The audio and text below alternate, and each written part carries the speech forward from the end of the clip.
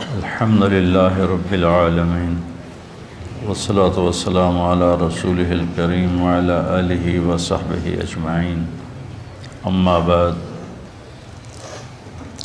يا أيها الذين آمنوا لا تلهكم أموالكم ولا أولادكم عن ذكر الله ومن يفعل ذلك فأولئك هم الخاسرون وأنفقوا مما رزقناكم من قبل أن يأتي أحدكم الموت فيقول رب لولا أخرتني إلى أجل قريب فأصدق وأكن من الصالحين ولن يؤخر الله نفسا إذا جاء أجلها والله خبير بما تعملون صدق الله العظيم۔ اے ایمان والو، تمہاری اولاد، تمہارے مال تمہیں غافل نہ کر دیں اللہ کی یاد سے، اور جو ایسا کرتا ہے وہی لوگ خاص طور پر ناکام ہیں۔ جو کچھ ہم نے تمہیں دیا ہے اس میں سے خرچ کرو اس سے پہلے کہ موت آئے، اور پھر اس وقت تم کہو یا اللہ پھر تھوڑی مہلت دے دیتا مجھے تو میں خوب کھل کے صدقہ کرتا اور نیک لوگوں میں شامل ہوتا، اور اللہ ہرگز کسی کی وقت کو، موت کو مؤخر نہیں کرتا جب اس کا وقت آ جاتا ہے، اور اللہ جو کچھ تم کرتے ہو وہ سب کچھ جانتا ہے۔ قرآن پاک میں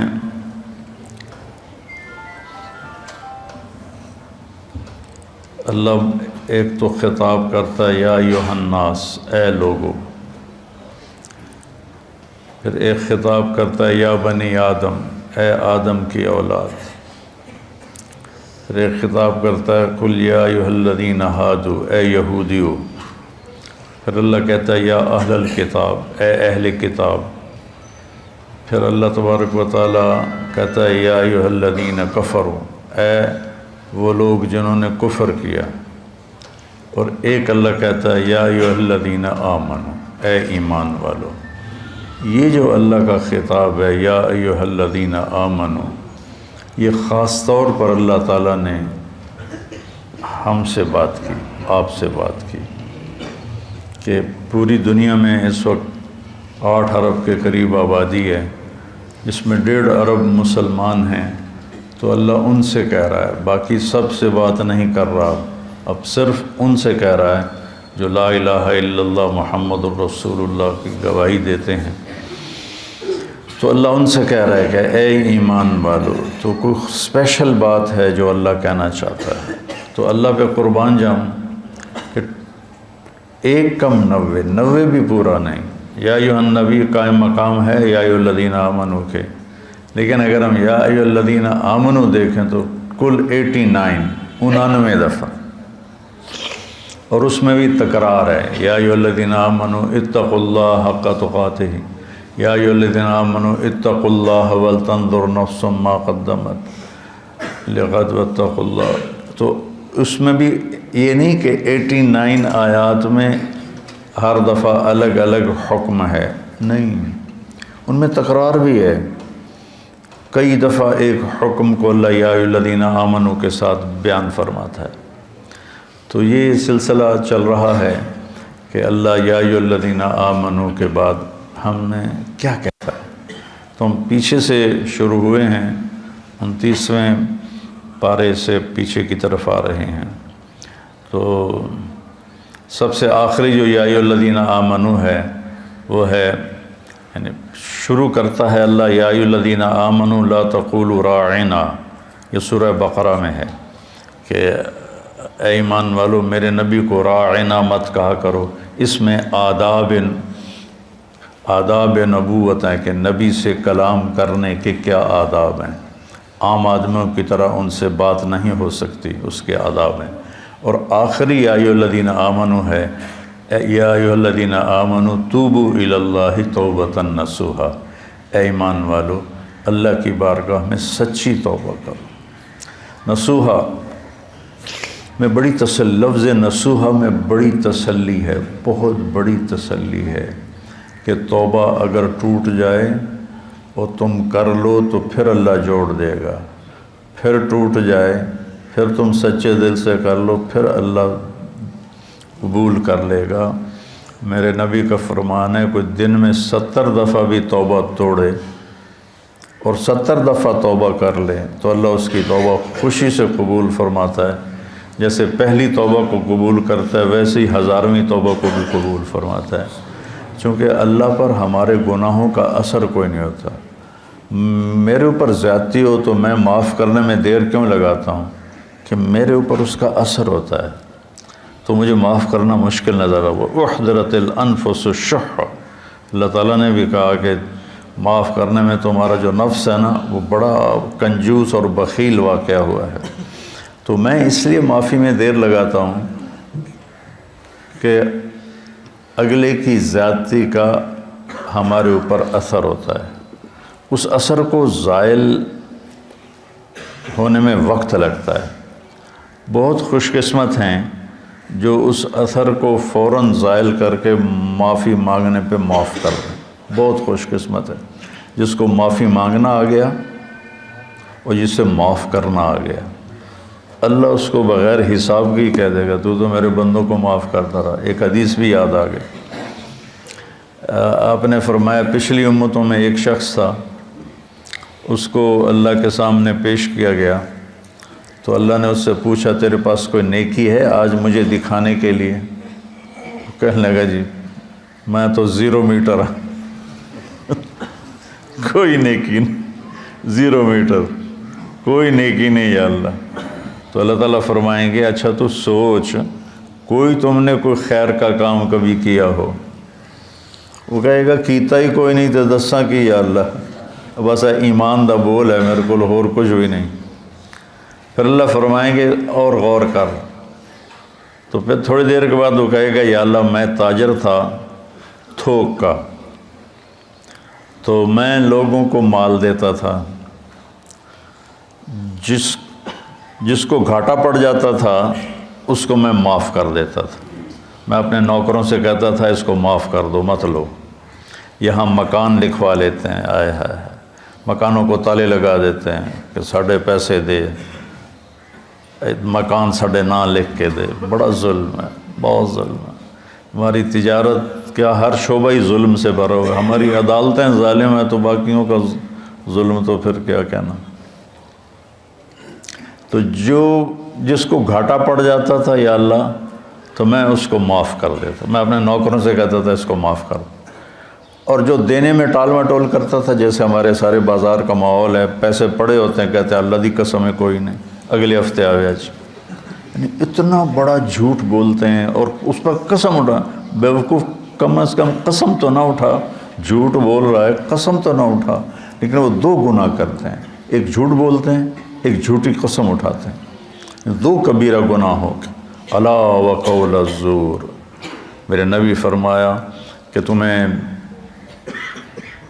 بڑے گناہ بتاؤں، الا اخبرکم باکبر الکبائر، کبیرہ گناہوں کے بھی کبیرہ گناہ بتاؤں، الاشراک باللہ، شرک کرنا، حقوق الوالدین، والدین کو رول کے رکھ دینا، روند کے رکھ دینا، ذلیل کر دینا، قتل النفس، بے گناہ کسی کو قتل کرنا، اور آپ ایسے ٹیک لگا کے بیٹھے ہوئے یہ بات کر رہے تھے، پھر ایک دم آپ ایسے سیدھے ہوئے کہا الا وقول الزور، اور جھوٹا بول اور جھوٹا بول اور جھوٹا بول اور جھوٹا بول، اس کو اتنا دہرایا کہ ابو بکر رضی اللہ تعالیٰ عنہ فرماتے ہیں کہ میرے دل میں آیا کہ اب اللہ کرے خاموش ہو جائیں، اتنا اس کو دہرایا، جھوٹا بول جھوٹا بول جھوٹا بول، اور سارے 8 بازار کیا ریڑھی والے کیا، جھوٹ ہی جھوٹ ہے، جھوٹ ہی جھوٹ ہے، جھوٹ ہی جھوٹ۔ تو وہ کہنے لگا یا اللہ جو تو دے نہیں سکتا تھا اس کو معاف کر دیتا تھا، جو دے سکتا تھا ٹال مٹول کرتا تھا، مجھے پتہ ہے دے سکتا نہیں دیندا پیا، تو میں اپنے نوکروں سے کہتا تھا جھگڑا نہیں کرنا، جب دے دے ٹھیک ہے، جب دے دے ٹھیک ہے، جھگڑا نہیں کرنا، باقی میرے کو کوئی شے کوئی نہیں، نماز نہیں، روزہ نہیں، حج کوئی نہیں، زکوٰۃ کوئی نہیں، ذکر کوئی نہیں، تلاوت کوئی نہیں، تہجد کوئی نہیں، کوئی شے کوئی نہیں کہ یہ ایک گل ہے، تو اللہ تعالیٰ فرمائیں گے واہ میرا بندہ، تو میرے بندوں کو بڑی سہولت دیتا رہا، تو آج میں بھی تمہیں سہولت دیتا ہوں، چل بے ٹکٹا ہی جنت جا، یا جاؤ جنت میں۔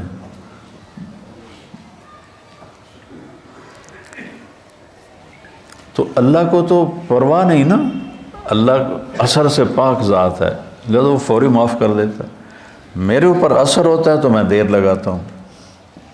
تو ایک معاف کرنا سیکھ لیں اور ایک معافی مانگنا سیکھ لیں، بے حساب جنت میں جائیں گے، چونکہ اس کام کے کرنے والے دنیا میں کوئی نہیں، نہ کوئی زیادتی کر کے معافی مانگتا ہے اور نہ ہی کوئی معافی مانگنے والے کو معاف کرتا ہے۔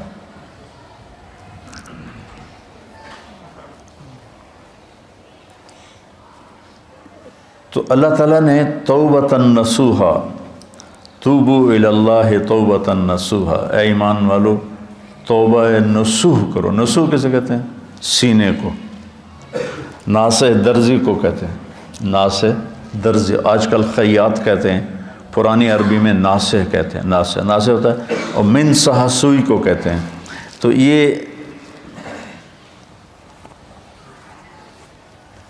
کرتا دھاگے کے ساتھ یہاں سے جڑا ہوا ہے، یہ یہاں سے یہ دھاگے کے ساتھ جڑا ہوا ہے، یہ ہمیشہ جڑے نہیں رہتے، کبھی یہ دھاگے نکل بھی جاتے ہیں۔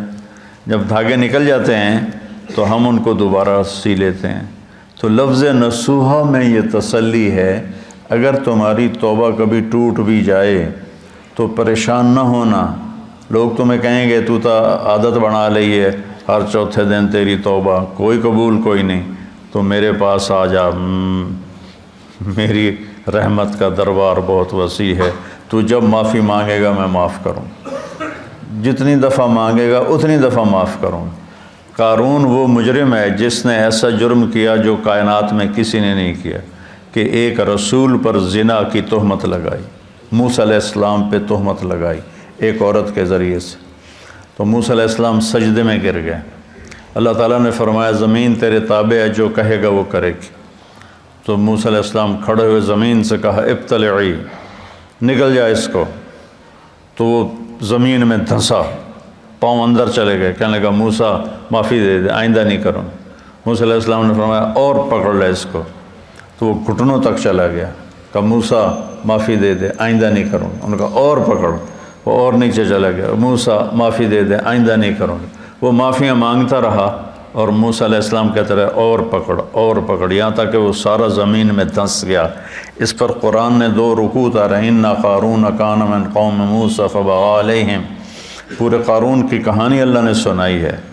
وہ اتنا بڑا اس خبیث کا جرم تھا، اور جب وہ زمین میں دھنس گیا تو اللہ تعالیٰ نے جبریل کو بھیجا کہ جا کے کہو موسیٰ سے، موسیٰ تجھ سے معافیاں مانگتا رہا اور تو نے معاف نہ کیا، وَعِزَّتِي لَوْ اسْتَغَاثَ بِي لَأَغَثْتُهُ، مجھے میری عزت کی قسم ایک دفعہ مجھ سے معافی مانگتا، میں اسے معاف کر کے باہر نکال کے کھڑا کر دیتا۔ جو قارون کو معاف کرنے کے لیے تیار ہے، ہم تو اللہ کے حبیب کی امت ہیں، ہمارے پاس تو ایڈوانٹیج بہت بڑا ہے، سفارش بڑی تکڑی ہے پیچھے ہے، بہت تکڑی سفارش ہے پیچھے، 2 جہان کے رسول کی اور اللہ کے حبیب کی۔ اللہ نے کسی نبی کی قسم نہیں کھائی، اللہ نے اپنے نبی کی جان کی قسم کھائی، لعمرک، تیری جان کی قسم۔ اللہ نے کسی کے شہر کی قسم نہیں کھائی، اپنے نبی کے شہر کی قسم کھائی، وَهَٰذَا الْبَلَدِ الْأَمِينَ۔ اللہ نے کسی نبی کی رسالت پہ قسم نہیں اٹھائی، اپنے نبی حبیب کی رسالت پہ قسم اٹھائی، یاسین والقرآن الحکیم انک لمن المرسلین، مجھے قسم ہے قرآن حکیم کی، آپ میرے رسول ہیں۔ اتنی بڑی ہستی وہ پیچھے ہیں، سفارشی ہیں، اور اس کے باوجود میرے نبی نے فرمایا دیکھو کل قیامت کے دن مجھے رسوا نہ کرنا کہ تم فرائض چھوڑ کر آؤ اور حرام کاریاں کر کے آؤ، پھر مجھے کہو یا رسول اللہ میری جان بچائیں۔ تو دیکھو آپ نے اپنی بیٹی سے کہا یا فاطمہ بنت محمد انقذی نفسک من النار فانی لا اغنی عنک من اللہ شیئا، فاطمہ اپنے آپ کو جہنم سے بچا، اگر اللہ تعالیٰ نے پکڑ لیا تو پھر میں نہیں چھڑا سکتا۔ تو اللہ نے ہمیں اپنے حبیب دیے ہیں، ان کی وجہ سے تو اگر ہمارے حبیب نہ ہوتے تو ہم بندر خنزیر بن چکے ہوتے۔ جو ہم گناہ کر رہے ہیں وہ پہلی امتوں سے ہزاروں گنا زیادہ ہیں، اور جن گناہوں پہ اللہ نے کونوا قردۃ خاسئین، بندر ہو جاؤ ذلیل ہو کر، وجعل منہم القردۃ والخنازیر، اللہ نے خنزیر بنا دیے، کھڑے کھڑے خنزیر بن گئے، بندر بن گئے۔ اس سے کروڑوں گنا بڑے گناہ ہم کر رہے ہیں، پر ہم انسان ہی ہیں، ہماری شکلیں اللہ نے مسخ نہیں کی کہ پیچھے وہ اپنے حبیب کے آنسو دیکھتا ہے، طائف کا خون دیکھتا ہے، احد کے دامن میں ٹوٹے ہوئے دان دیکھتا ہے۔ ایسے تمہارا نبی تمہارے لیے کیا کیا قربانیاں کر کے گیا، اور ہم نے کس مہربان کو بھلا دیا۔ کوئی ایسا مہربان لاؤ تو صحیح جس کے سامنے احد پہاڑ ہاتھ باندھ کے کھڑا ہو کہ آپ حکم کریں میں سونا چاندی بن کے قدموں پہ قربان ہو جاؤں گا۔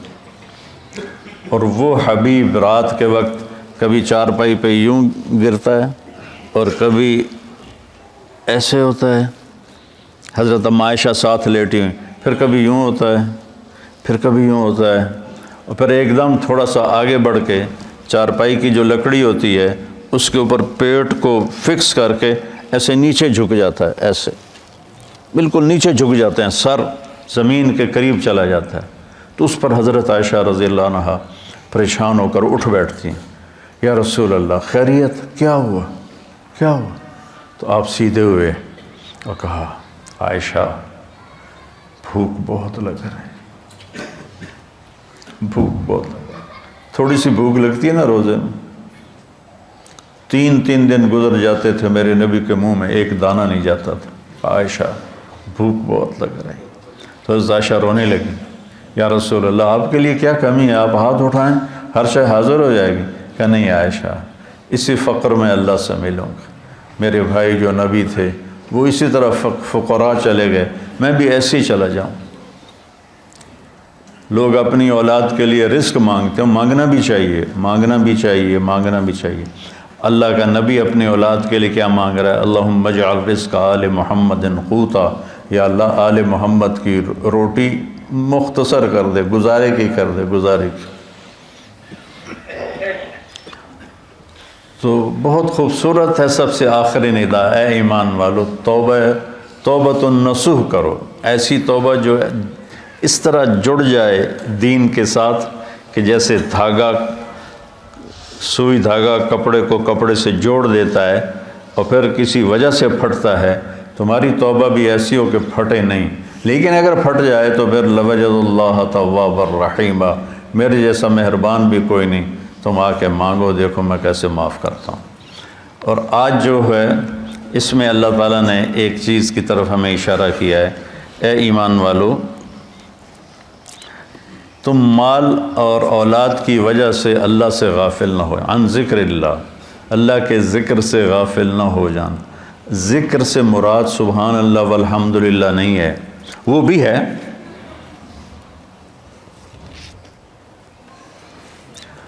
بھی ہے، لیکن ذکر کا مطلب ہوتا ہے یاد، کسی کی یاد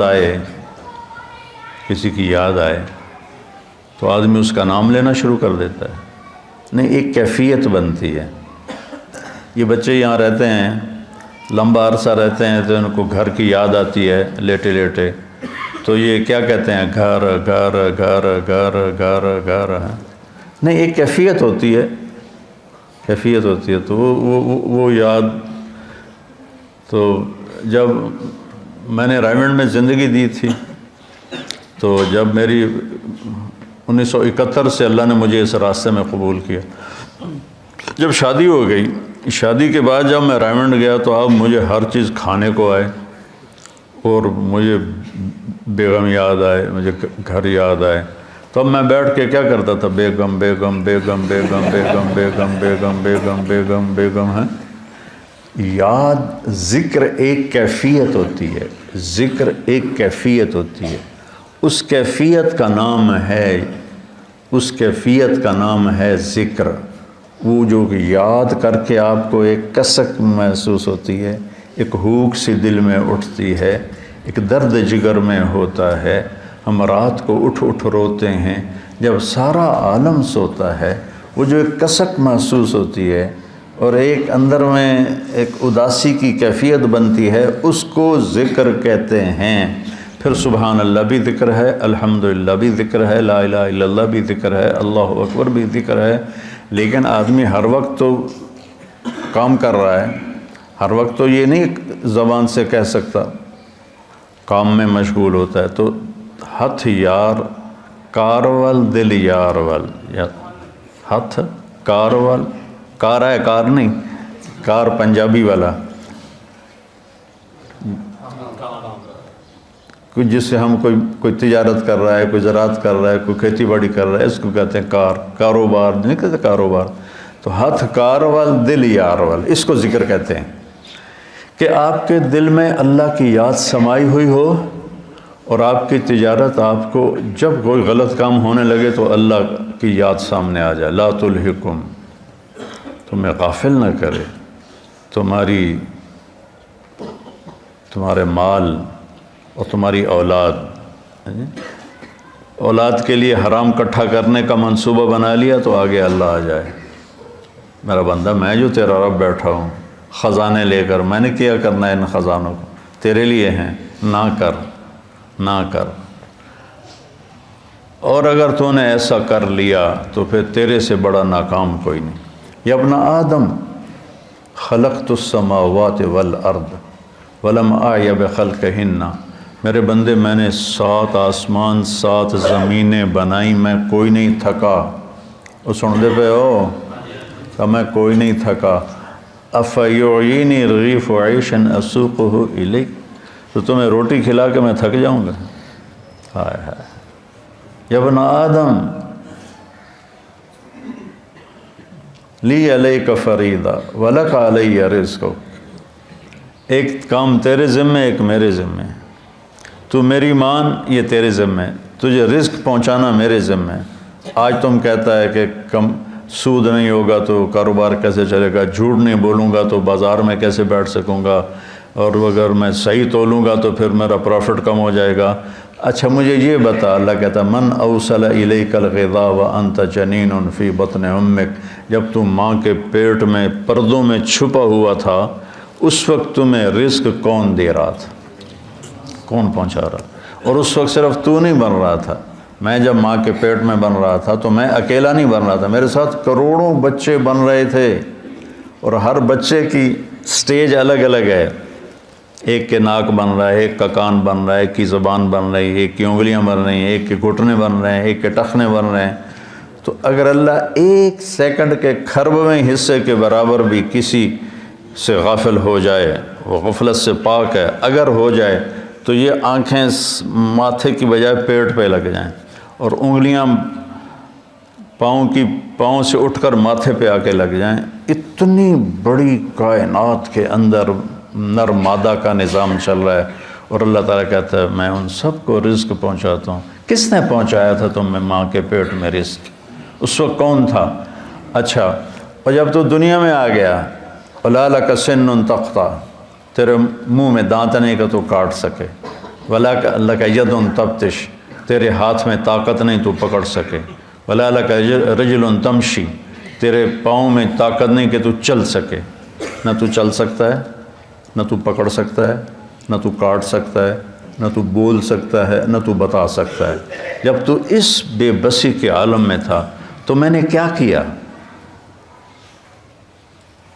اَدَرْتُ لَكَ عِرْقَيْنِ رَقِيقَيْنِ يُنْبِعَانِ لَكَ لَبْنًا خَالِصًا دَافِيًا فِي الشِّتَاءِ وَبَارِدًا فِي الصَّيْفِ فَهَلْ يَقْدِرُ عَلَى ذَلِكَ أَحَدٌ غَيْرِي. میرے بندے، میں نے جب تو ایسا بے بس تھا، نہ بول سکے، نہ بتا سکے، نہ پکڑ سکے، نہ چل سکے، نہ اٹھ سکے، نہ بیٹھ سکے، نہ خود کھا سکے نہ پی سکے، تو تیری ماں کی چھاتیوں کو میں نے چشمے بنا دیا اور وہ تیرے لیے خالص دودھ نکالنے لگے، اور وہ ابلتا ہوا صاف ستھرا شفاف ماں کے دودھ کی تاثیر اگر کوئی برائیوں میں نہ مبتلا ہو جائے، 40 سال تک ماں کے دودھ کی تاثیر چلتی۔ میں نے تیرے لیے ماں کی چھاتیوں سے دودھ نکالا جو گرمیوں میں ٹھنڈا اور سردیوں میں گرم ہو کے تیرے منہ میں جاتا رہا، کوئی اور یہ کر سکتا ہے؟ تو آج تو کہتا ہے بچوں کی خاطر کر رہا ہوں، بچوں کے لیے کر رہا ہوں، بیوی کے لیے کر رہا ہوں، کتھوں کھاواں، ہیرا پھیری نہ کراں کتھوں کھاواں۔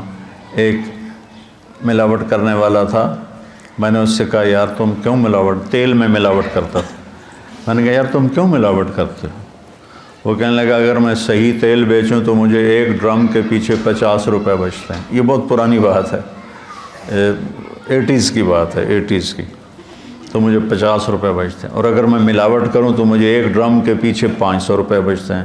500 روپے میں میرا بجلی کا بل ادا ہو جاتا ہے، تو میں پاگل ہوں جو میں 50 روپے نفع کماؤں، میں 500 کماؤں گا، کیونکہ اس کو اللہ کا رب ہونا یاد نہیں، اس کو ماں کی چھاتیوں کا دودھ یاد نہیں، ماں کے پیٹ میں غذا کا پہنچنا یاد نہیں ہے، اور اس کو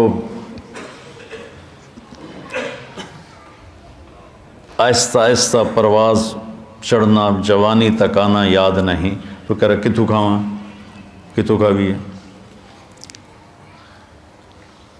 تو میرا رب کہتا ہے غافل نہ ہونا، غافل نہ ہونا۔ ایک غلط تصور بن گیا ہے، کمائیں گے نہیں تو بھوکے مر جائیں گے۔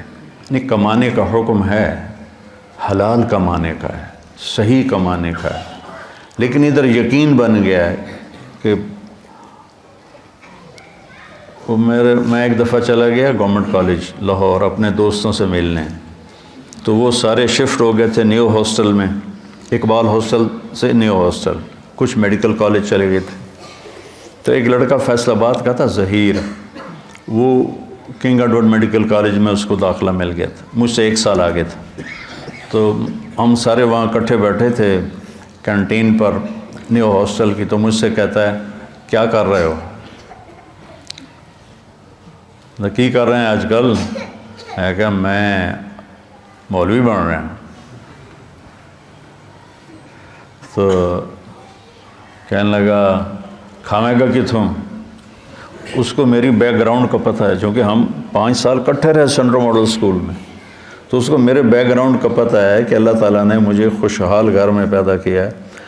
تو لیکن اتنا تاثر غلط ہو گیا ہے کہ بازار میں بیٹھے بغیر روٹی نہیں ملتی۔ مجھ سے کہنے لگا کھاویں گا کتوں؟ میں آخیا اللہ دے گا، کھانے لگا اللہ اتو سٹے گا، تو وہ ایسے ٹیک لگا کے بیٹھا تھا ایسے۔ تو میں نے کہا تو کتوں کھاویں گا؟ تو ایسے بیٹھا تھا، میں کہتا میں ڈاکٹر بن رہا ہوں۔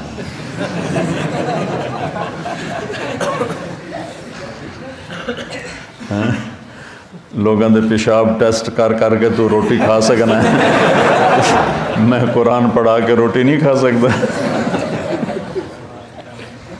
لا تلہکم اموالکم ولا اولادکم عن ذکر اللہ، تمہارے مال و اولاد تمہیں اللہ کی یاد سے غافل نہ کریں۔ من یفعل ذلک، جس نے یہ کر دیا، فاولئک هم الخاسرون، یہ انتہائی ناکام ہیں۔ ہم فاولئک اور ہم اور الخاسرون، تینوں معرفہ کے لفظ لا کر اللہ تعالیٰ نے ہتھوڑے پہ ہتھوڑا مارا ہے کہ یہی ناکام ہیں جو پیسے تعس عبد الدینار وعبد الدرہم وعبد القطیفہ، میرے نبی جیسا کریم حبیب شفیق مہربان نبی اتنے جلال میں ہے، بخاری شریف کی روایت ہے کہ آپ نے کہا برباد ہو جائے سونے پہ ایمان کو بیچنے والا اور چاندی پہ ایمان کو بیچنے والا اور دنیا کی رنگینیوں پر ایمان کو بیچنے والا ہلاک اور برباد ہو جائے۔ تعس وانتکس، ہلاک و منہ کے بل گرے، وَإِذَا شِيكَ فَلَن تُقِشْ، اور اگر اسے کوئی کانٹا بھی چبھے تو کوئی اس کا کانٹا نکالنے والا نہ ہو۔ اتنے غصے میں آپ نے یہ بد دعا فرمائی۔ تو میرے بھائیو، کتنا کٹھا کریں گے؟ بہت کٹھا کر لیا، قارون کی طرح اتنا مال کٹھا کیا کہ جس کی انتہا کوئی نہیں، لیکن جب موت کے ساتھ ٹکر کھائے گا زیرو ہو جائیں گے۔ 1 سیکنڈ پہلے طارق جمیل کا لایا جا رہا ہے، 1 سیکنڈ کے بعد اس کو کہہ رہے ہیں ڈیڈ باڈی، نام کوئی نہیں لے رہا، میت، ڈیڈ باڈی، جنازہ۔ اور ہمارے دیہاتوں میں کہتے ہیں منجی آ گئی، یعنی کہ جنازہ، منجی آ گئی، چارپائی آ گئی۔ 1 سیکنڈ پہلے ایک شخص نے اپنی بیوی، بعضے ہوتے ہیں نا بے وقوف نادان جو بیویوں پہ پابندی لگاتے ہیں کہ تو نے ماں باپ سے نہیں ملنا، ماں باپ کے گھر نہیں جانا۔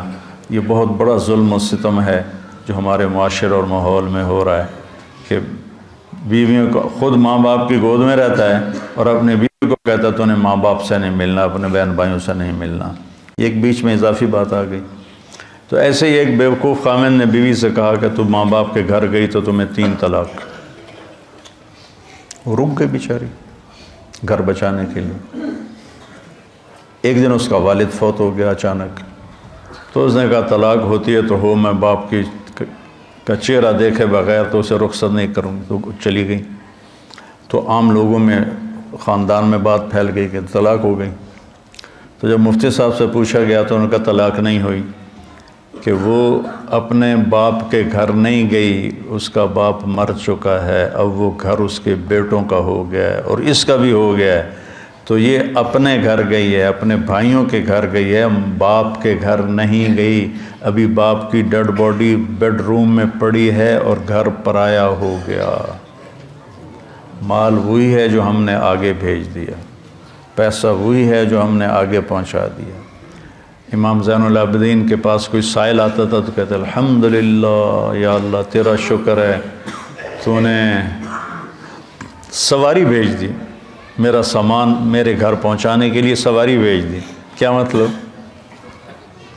کہ میں اس کو دوں گا اور میرا یہ دیا تیرے فضل سے آخرت میں پہنچ جائے گا، تو سواری آ گئی میرا سامان میرے گھر پہنچانے کے لیے۔ میرے بھائیو، اللہ کی بارگاہ میں دعا کیا کرو کہ یا اللہ، ہم دیکھو جب موت آئے گی نا تو